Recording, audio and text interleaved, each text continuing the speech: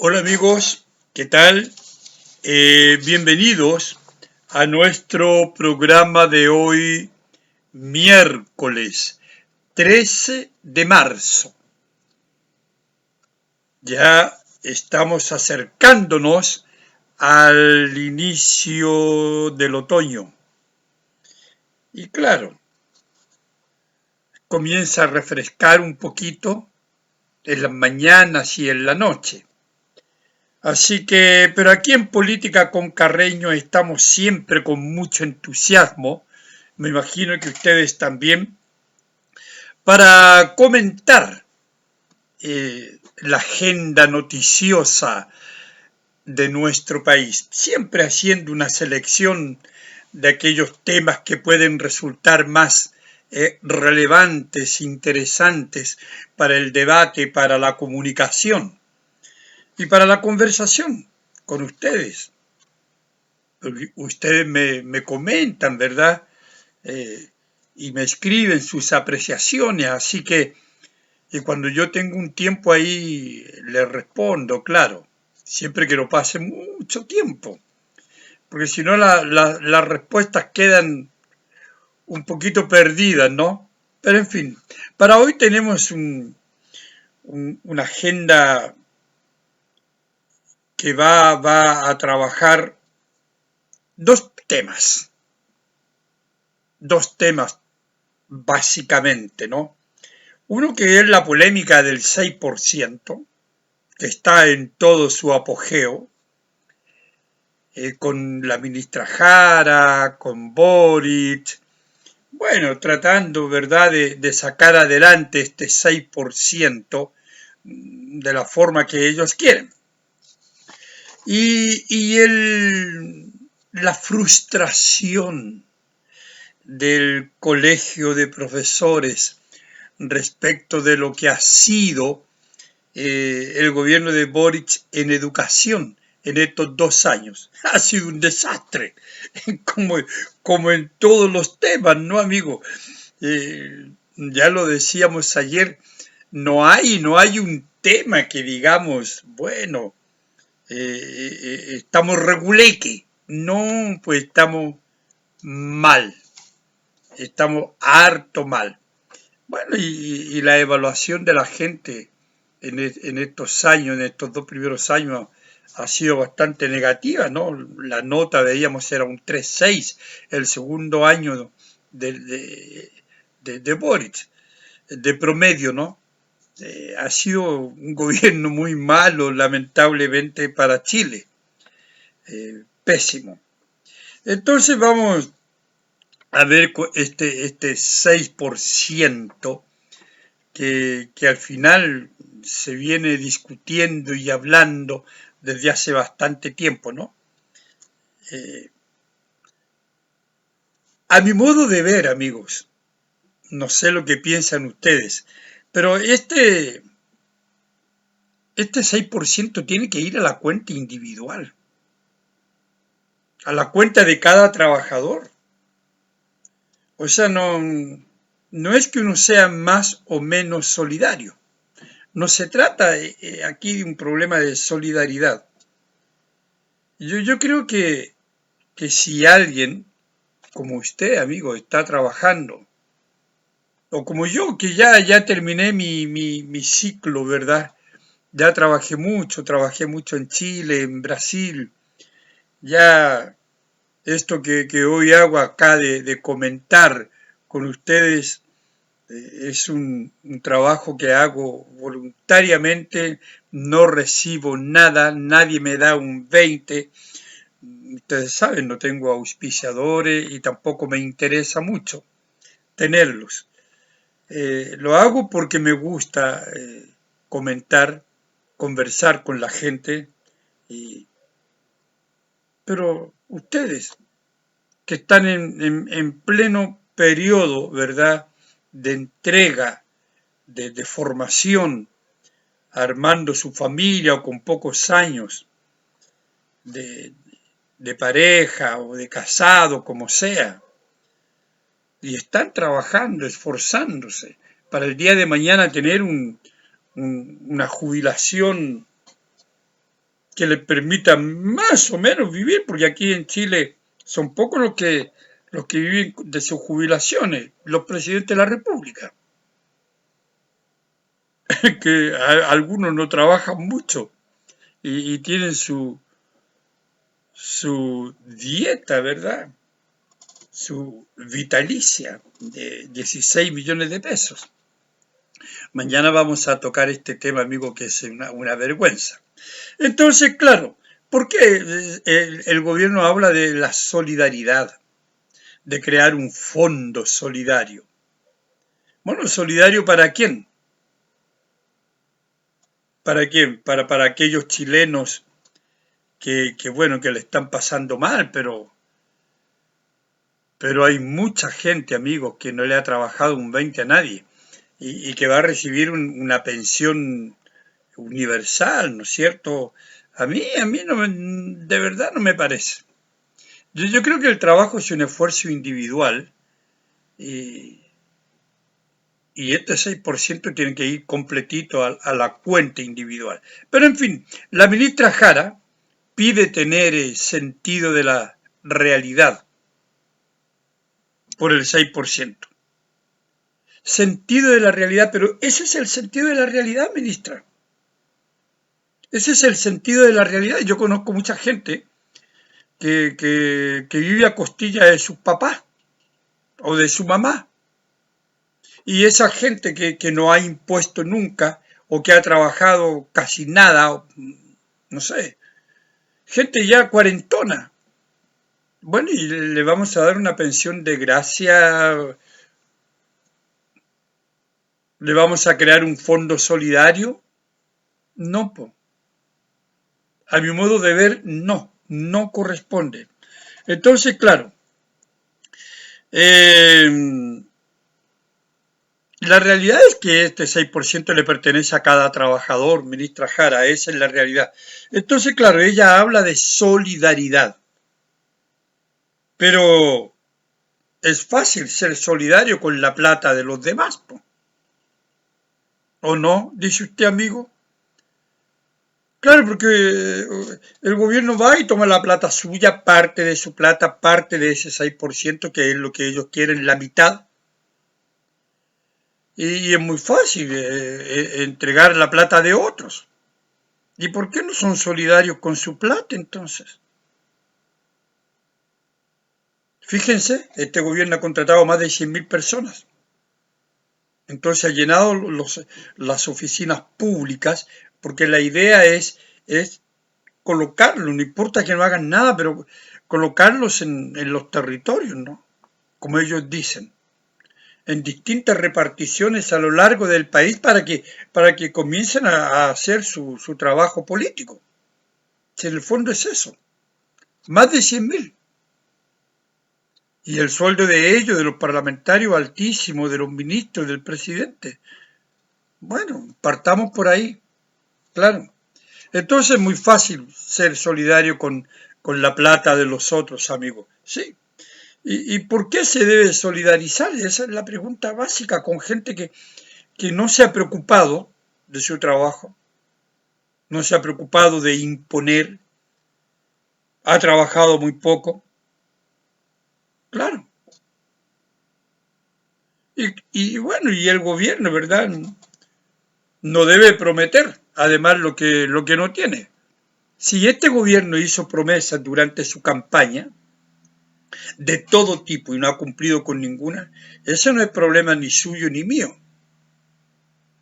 Ese es un problema del gobierno que hoy se ve presionado por la ciudadanía, por la realidad, por el sentido de la realidad, ministra Jara, se ve presionado.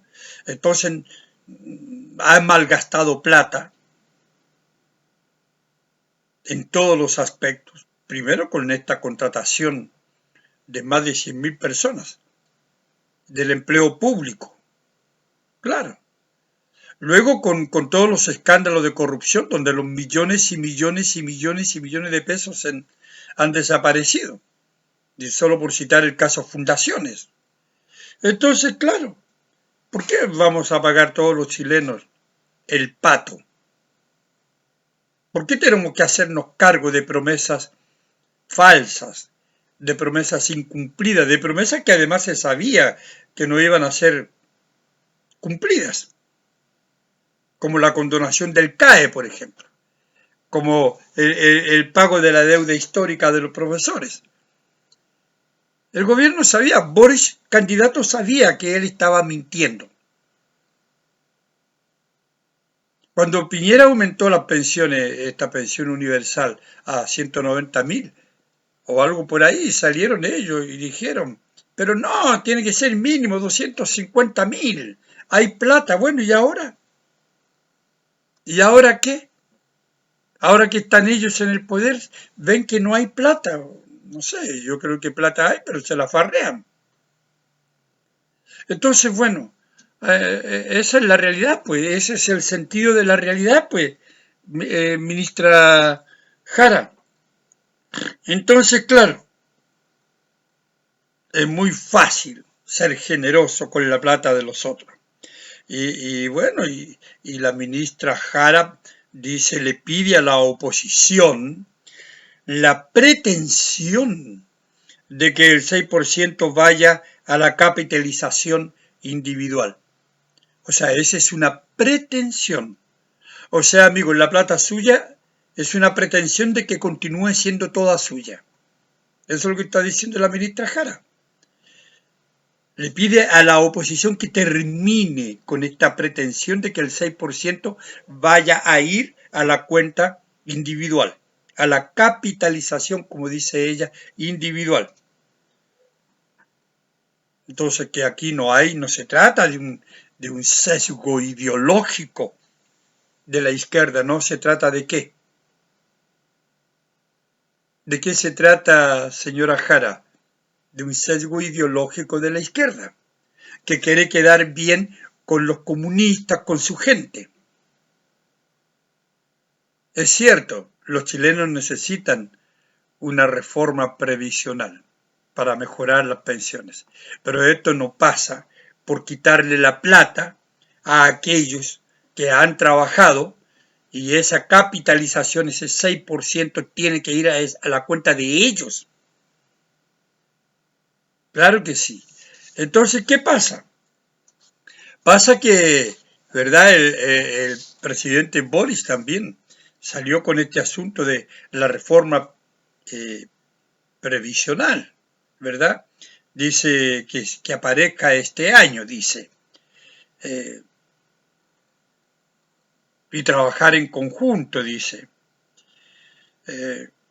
Claro, vamos a trabajar en conjunto, pide el presidente Boric, al mismo oficialismo, independiente de las pifias, dice, que vayan de un lado para otro, lo que demuestra, ¿verdad?,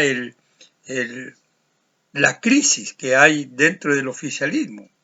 Ya lo hemos comentado varias veces, frente amplistas con comunistas, frente amplistas con la socialdemocracia, el Partido Socialista, PMDB, o sea, el PPD. A mí me da con confundir el PMDB de Brasil con el PPD. Bueno, no sé, algo habrá por ahí en mi cabeza que circulan alguna semejanza entre estos tipos, ¿no? Entre estos partidos. El PPD. Bueno, hay una polémica interna, entonces el presidente pide trabajar en conjunto independiente de las pifias que se tiren. O sea, de que se agarren de las mechas, ¿no? Entonces dice que bueno, que pensaba, dice, en la reforma de pensiones, que lleva 10 años en el Parlamento, dice, ¿no? Una reforma de pensiones que lleva 10 años en el Parlamento discutiéndose. Claro, pero yo le recuerdo que hace 2 años él estaba en el Parlamento también. Él, Vallejo, Jackson y otros estaban en el Parlamento. Entonces no sé por qué no discutían o no discutieron estas reformas de pensiones cuando ellos estaban en el Parlamento y por qué no lucharon para sacar adelante esta reforma de pensiones. No porque se dedicaron solamente a joder al gobierno de de Piñera, acusarlo constitucionalmente, a él, a los ministros, a negarle todas las normas, todos los proyectos de ley que iban en beneficio de la seguridad ciudadana y de otros temas.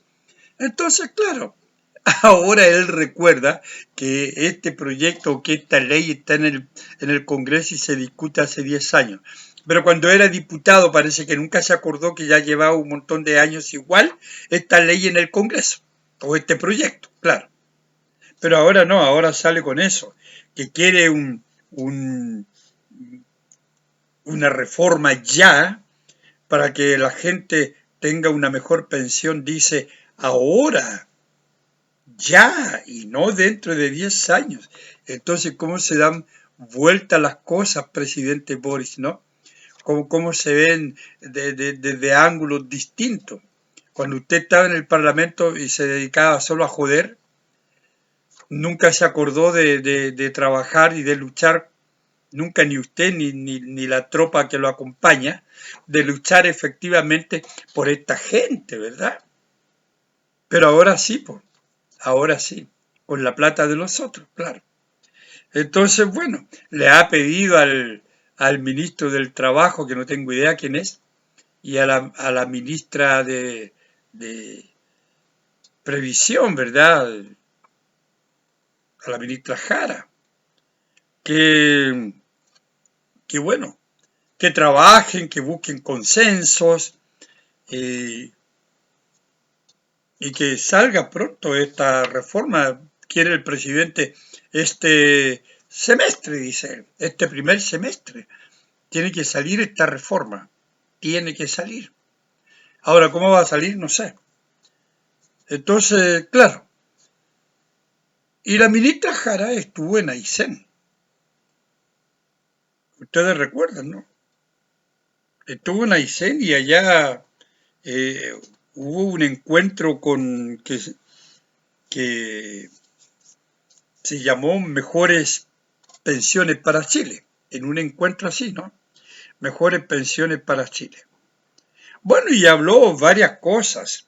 Y yo creo que se pueden enumerar las varias cosas que dijo, ¿no?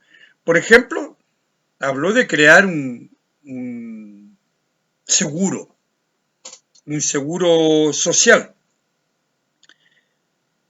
Un seguro social financiado por todos los chilenos, claro. Un seguro social y todos nosotros, incluso los que ya jubilamos y nos sacan nuestra platita también, pues. Un seguro social pagado con la plata de todos nosotros. Yo creo que estas cosas son positivas en países gobernados por gente más seria. Puede ser, hasta ser. Pero no, ya la gente tiene muchos beneficios. Siempre son pocos, yo comparto eso, siempre son pocos. Pero la gente, yo creo que lo que necesita es trabajo, educación. Yo creo que eso es lo principal, amigos. No ganamos nada con seguir dando, seguir siendo solidarios eternamente y bueno, y tener cada vez más ciudadanos que son un cacho para el país. Un cacho para el país. Claro. Evidentemente. Cuando tenemos una cantidad de parlamentarios que debieron haberse disminuido, es un cacho para el país. Cuando tenemos presidentes con rentas, dietas vitalicias, millonarias, es un cacho para el país. Cuando tenemos miles de personas, de conciudadanos, que andan de un lado para otro, que no hacen absolutamente nada. Hay gente que no hace nada, ¿no? ¿Sabían ustedes? Que gente entre los 18 y 30 años que ni estudian ni trabajan. Viven a costilla de sus papás son un cacho para el país, porque esa gente es la gente con la cual habrá que solidarizar el día de mañana. Entonces, claro, es crear un fondo solidario es muy fácil, pues amigo, porque se va a crear no con plata del Estado, con plata suya. Si el Estado no tiene plata, el Estado saca todo a través de los impuestos que nosotros pagamos, hasta por respirar, ¿no? Bueno, entonces, claro, un seguro social financiado con ese 3%, que es lo que ellos quieren. Ese 3% del 6% suyo iría a este fondo solidario para el día de mañana permitir que estos cachos sociales tengan una pensión que no se la merecerían, que no se la merecen, obvio.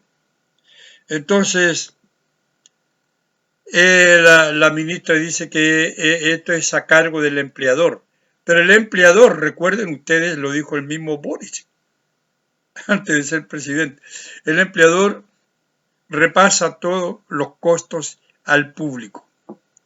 Al final quien termina pagando es usted, soy yo. Claro que sí. Pero en fin, luego un segundo punto, ¿verdad? Una propuesta del gobierno para fortalecer el ahorro, dice. Que todo esto también en esta reforma de pensiones hay esta propuesta del gobierno para fortalecer el ahorro. ¿Cuál ahorro? Este ahorro del 3%, ¿verdad? Solidario, pero si la gente no tiene para depositar ella por sí misma, si hay gente que no trabaja, como yo les digo, hay muchos, son cientos de miles, los que están entre los 18 y 30 años que no trabajan ni estudian. Entonces vamos a fomentar ¿qué ahorro? El ahorro que va a ir saliendo mensualmente de ese 3% para esta gente, no me parece. No, en absoluto. ¿Ahorrar qué? No hay posibilidad de ahorro. Y yo no entiendo el ahorro así. No sé ustedes, amigos. El ahorro es un esfuerzo individual. Porque es fácil ahorrar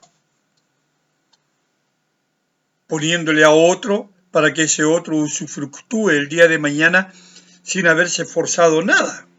No, pues no es así la cosa. Luego dice que hay que separar, dice, las funciones de la industria previsional. O sea, ella habla de una industria previsional. Hay que separar las funciones. No sé cuáles funciones. Pero esa es otra de las cosas que ella habló allá en este encuentro Mejores Pensiones para Chile, en Aysén. Porque ellos ahora están en distintos lugares, ¿no? El presidente habló en Longaví, la ministra Jara en Aysén. Bueno, luego dice universalizar la PGU.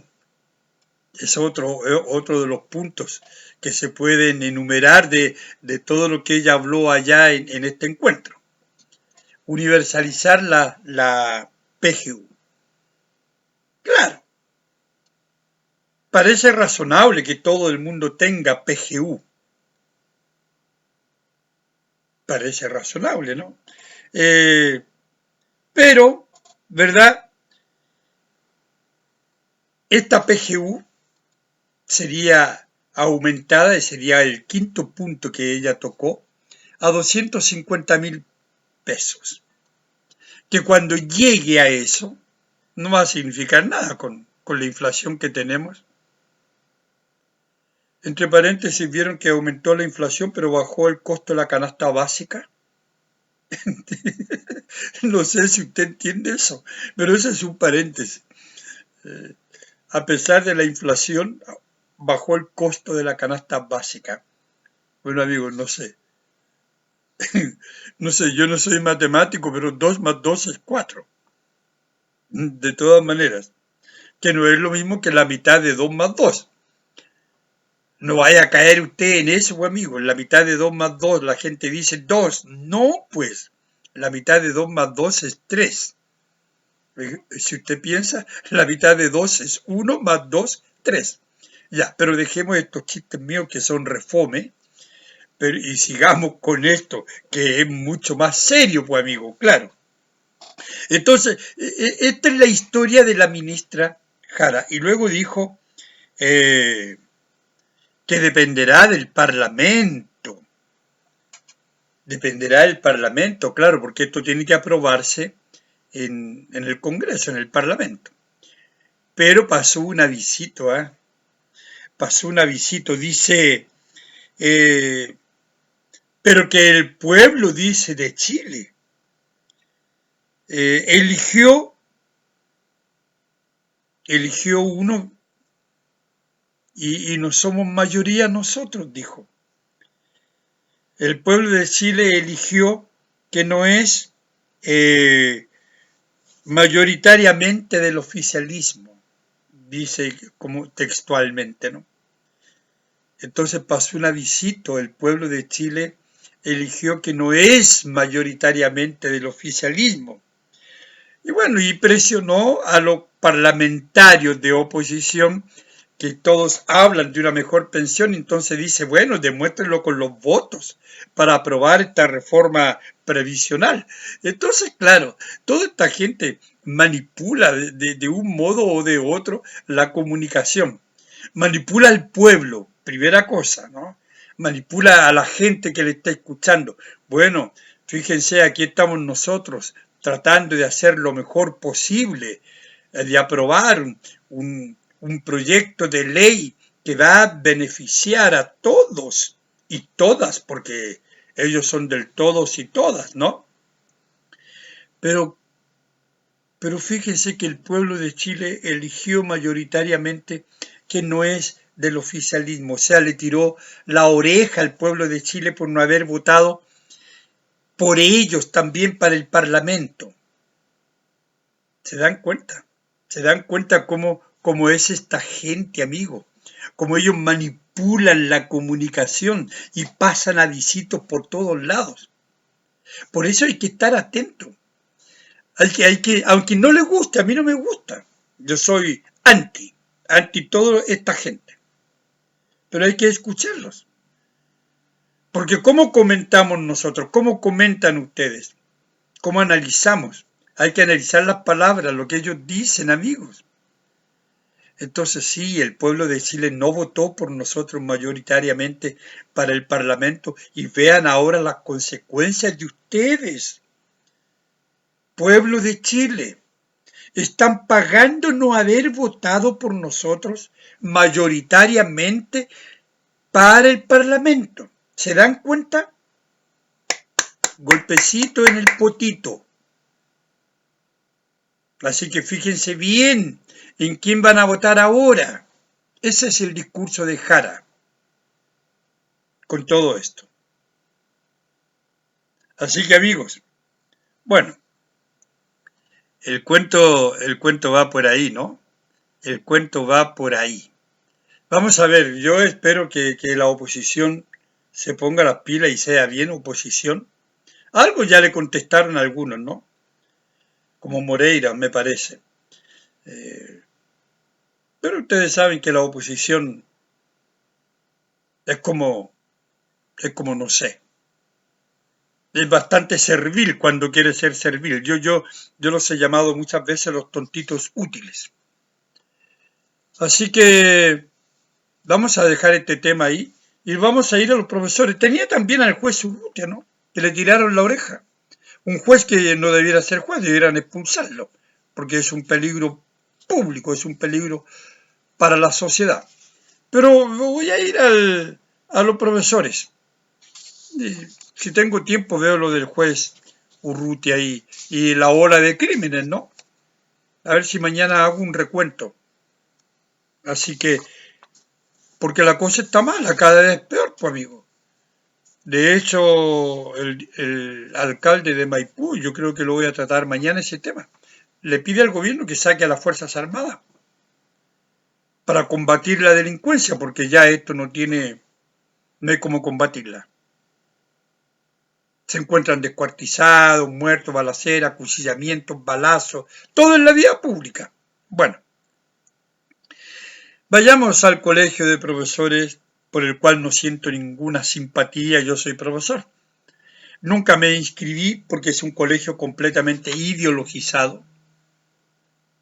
Han sido toda la vida progres, antes de que la palabra progre existiera. Han sido toda la vida progre. Y hoy, claro, el presidente, ¿no?, del colegio, ¿cuánto se llama este profesor? Que es el presidente del colegio. Déjeme ver si lo encuentro aquí a la mano. Lo tenía por ahí. El señor Mario, me parece que se llama.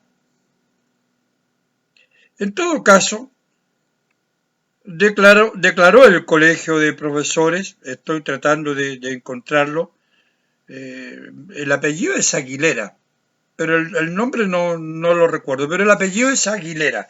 Ya lo voy a encontrar por ahí ya. Mario, sí, es Mario, sí, Mario, el apellido Aguilera, sí. Están bastante, dice, un poquito decepcionados, dice, no, están un poquito frustrados por estos 2 primeros años del gobierno de Boric en el terreno de la educación. Yo creo que debieran estar bastante, pero no un poquito, ¿no? Y dice que la educación debe ser la base y el motor del desarrollo del país. O sea, Mario Aguilera, la educación debiera ser la conditio sine qua non de la preocupación número 1 de cualquier gobierno, porque es la base que sustenta el progreso, que sustenta el desarrollo. Y qué bueno que ahora se dé cuenta, porque hasta hace poco no se daban cuenta, ¿no? El colegio de profesores es uno de los grandes responsables de la crisis que hoy vive la educación, amigos. Y estoy hablando de la pandemia para acá, estoy hablando de 5 años, pero esto se arrastra de antes. Pero en la pandemia, durante la pandemia, cuando el mundo, en todos los países, los alumnos iban a sus clases, aún con la pandemia, a sus clases presenciales. En Chile, el colegio de profesores se opuso sistemáticamente a las clases presenciales. Entonces, evidentemente, esto provocó una situación de relajación completa, tanto por parte del profesorado, que ya no es ninguna maravilla, ninguna, porque tenemos universidades bastante tristes en la formación de docentes, y por parte de los estudiantes, que encontraron que era súper interesante calentar la cama, ¿no? Porque en Chile no tenemos, yo creo que ahora sí se ha desarrollado un poco más, esta conciencia de lo que significa una clase virtual. Hoy, porque prácticamente en todas las universidades, las principales universidades del mundo, ofrecen cursos hasta gratuitos de manera virtual, pero una cosa es un estudiante que tiene un cierto grado de madurez, se supone, como es un estudiante universitario, y otra cosa es un estudiante de 4º año básico o de primero medio, que no tiene ninguna madurez para estar sentado frente a un computador recibiendo clases presenciales, virtuales. Entonces, claro, no se tenía esa conciencia, no se tenía esa disposición, no se tenía tampoco la práctica, evidentemente. Y esto provocó un daño terrible. Toda esta relajación los estudiantes perdieron. Y los profesores también, porque los profesores no tenían idea de cómo dar una clase virtual. Yo les aseguro que no es tan fácil, porque yo di muchos cursos virtuales en la universidad. Claro que sí. Es toda una tecnología, toda una metodología diferente, y que el profesor, y en eso sí, yo soy muy objetivo, no tenía ninguna culpa, no tenía por qué saber dar una clase virtual, a pesar que en otras partes sí ya esto era una práctica que se venía haciendo, pero no en Chile. Pero en fin, hoy estamos pagando esas consecuencias. Entonces, claro, el colegio de profesores dice sentirse frustrado, ¿no? Eh, y sin duda la educación es el motor del desarrollo de un país. Entonces, claro, este colegio de profesores es culpable. Sin duda, si aquí no es una cuestión de encontrar a cada rato culpables, pero bueno, alguien tiene que hacerse responsable de lo que hoy vive la educación. Y dice el señor Aguilera que el señor Aguilar, don Mario Aguilar, dice que bueno, tampoco el cuento es volver a la municipalización, porque las municipalidades hacen agua por todas partes.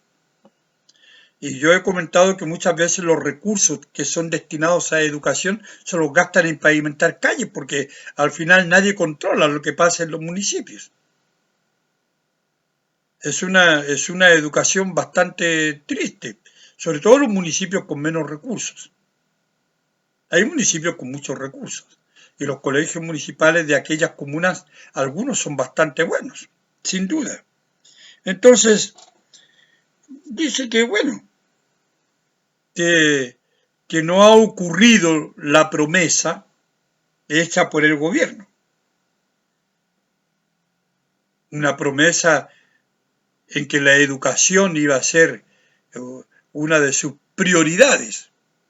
Fue promesa de campaña también de Boris.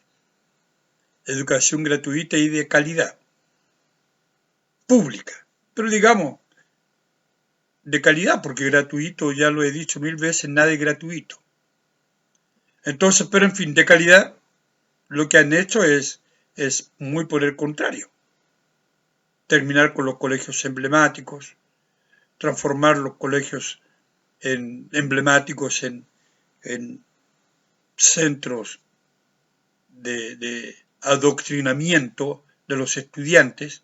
En fin, la CECELEP, un fracaso,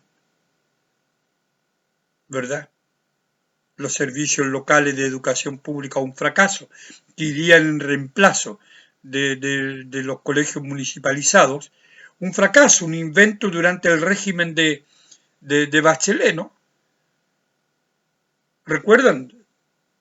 Hay que quitarle los patines a los colegios estos que iban muy adelantados, decía Izaguirre, Nicolás Izaguirre. Bueno, le quitó los patines, pues ahí comenzaron a quitarle los patines a los colegios más adelantados, los emblemáticos, y hoy ¿qué tenemos? Un instituto nacional que da pena, un liceo de aplicación que da pena. Dan pena. Quebraron los colegios emblemáticos. Entonces sí, por supuesto que no se ha cumplido en absoluto, pero ahora se dan cuenta. Entonces, y habla, ¿verdad?, de otras cosas, el señor Mario Aguilar, ¿verdad?, habla de la condonación, del CAE, del pago de la deuda histórica. Entonces, por supuesto, si los colegios se han transformado en territorios de adoctrinamiento, pues, obvio. Entonces, ¿de qué estamos hablando? De eso, pues, amigo.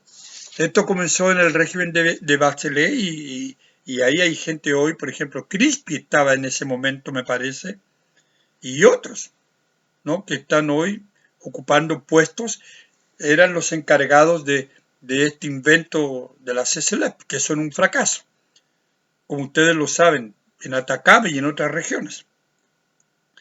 Entonces, claro, dice que hay un cierto nivel de frustración, tenemos un cierto nivel de frustración. Por supuesto, la educación pública se desangra, otra de sus frases. Ya no tiene sangre, pues. La educación pública ya está en su condición de cadáver. Ya no tiene sangre. Entonces, eh, volver al colegio municipales, no sé. Por eso hay mucho que hacer en la educación pública, amigo.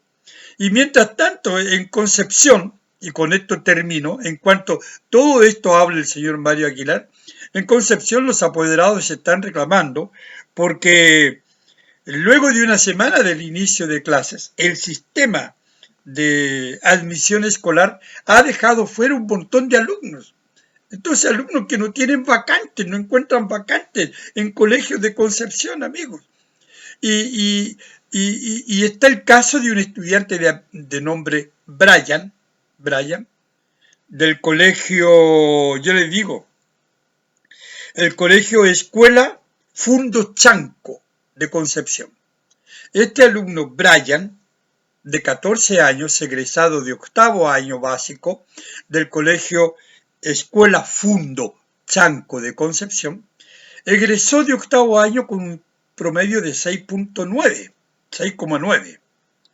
y un muy buen alumno, buen comportamiento, y sus padres lo postularon al colegio salesiano o al Enrique Molina, pero quedó fuera. Y el sistema además no lo colocó en ninguna parte.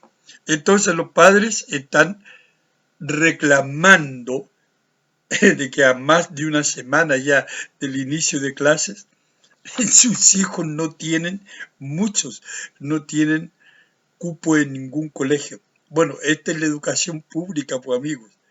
Así que don Mario Aguilar, en la educación pública está desangrada hace tiempo. Y, y esto va a continuar durante todo este gobierno. No va a haber arreglo. Don Mario Aguilar, usted dice, no se ha hecho nada y continuará sin hacerse nada. Porque lo que a esta gente le interesa es nada más que la ideologización de la educación.